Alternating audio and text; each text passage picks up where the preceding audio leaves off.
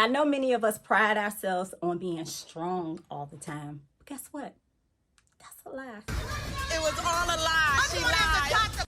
No one's strong all the time. What you're really saying is, I am really good at suppressing my emotions so I can get through difficult times. No one is strong all the time. You have probably figured out a way to get through, but are you really doing it in a healthy way? I got choked up. Ooh, I think I had a flashback. It's stressful being strong all the time. This video is all about ways to not be strong. So when you say strong, what exactly do you mean? Because I'm strong, my mom's strong, my grandma's strong, my dad's strong, we're all strong. Our family is strong. I mean, what do you mean? We want to work towards wellness. We are not being strong, y'all. We're getting out of that. We are being well. We're going to talk about 6 ways to promote wellness so you can have better relationships, have more effective communication, and just work to overall wellness. Welcome to Tisha Talk. I'm Tisha, your host of the channel. Here we talk all things emotion regulation, wellness, and personal growth. I'm a substance use counselor and resident in counseling, and I've been working in the human services field for 14 years. Let's get started.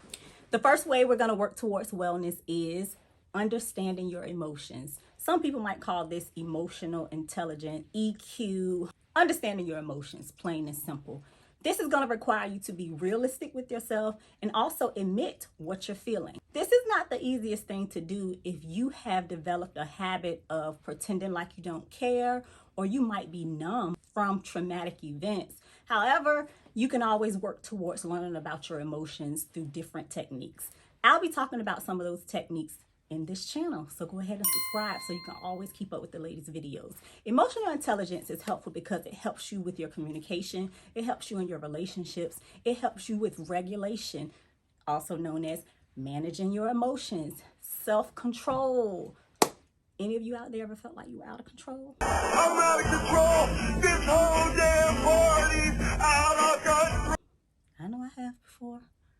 When you feel like you're out of control and you don't know what you're feeling, or you're scared to feel certain emotions, that's going to cause problems. So the first way we work towards wellness is working on our emotional intelligence, working on being honest about what we're feeling. Because remember, we can never control our emotions, but we can manage responses to our emotions. I'll tell y'all about that in other videos. Y'all ready to go to number 2? Let's go.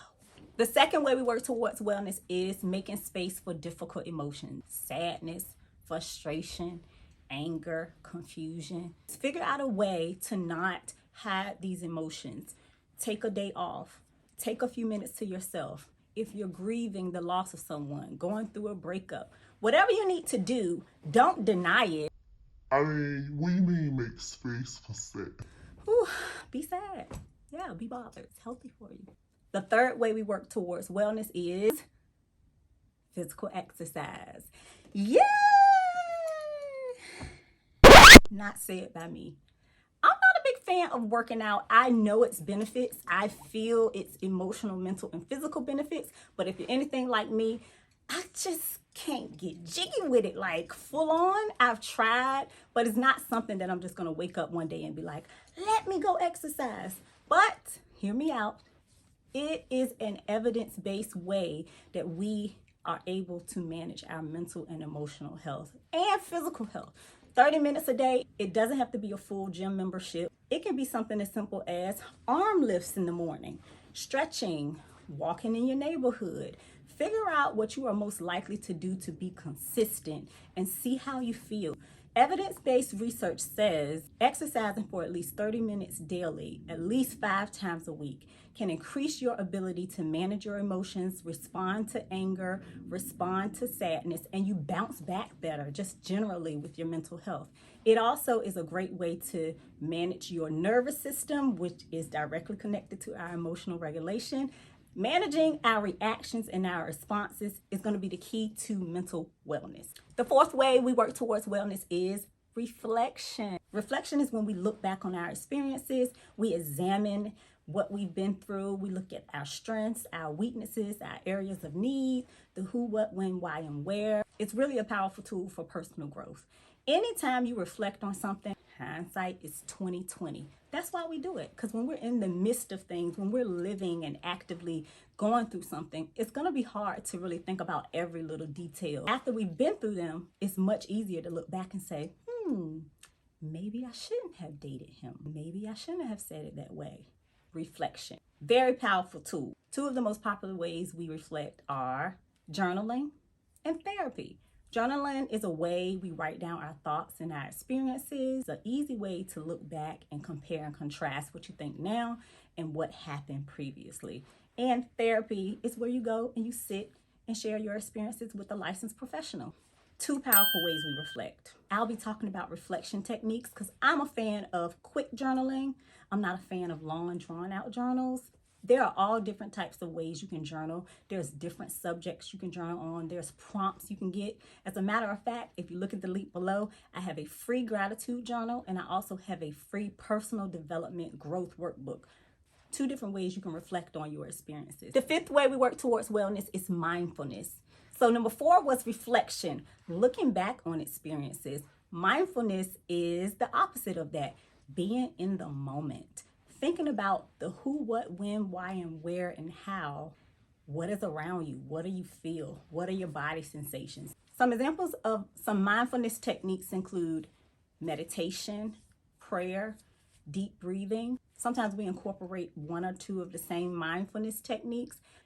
Mindfulness is used to support people who have anxiety issues. It's really a great tool to focus in. Have you ever been in a crowd and it was just so many people and you just begin to get anxious? Or have you ever lost a child in the crowd and that's that feeling of pain, Goes over your body. the lump in your throat, the stomach that just drops? Mindfulness can help you with that. That's the metaphor I always use because in that moment, everything starts spinning. You start looking around, you start panicking, all of these people, where's the person I'm looking for? Mindfulness techniques helps to zone into that moment and helps you just figure out what's going on right then in the moment. I'm gonna do some videos on mindfulness too. Number 5 is mindfulness. We're at number 6 already? Okay. The last way we work towards wellness is self-care, which is technically what 1 through 5 was. Yep, you're right.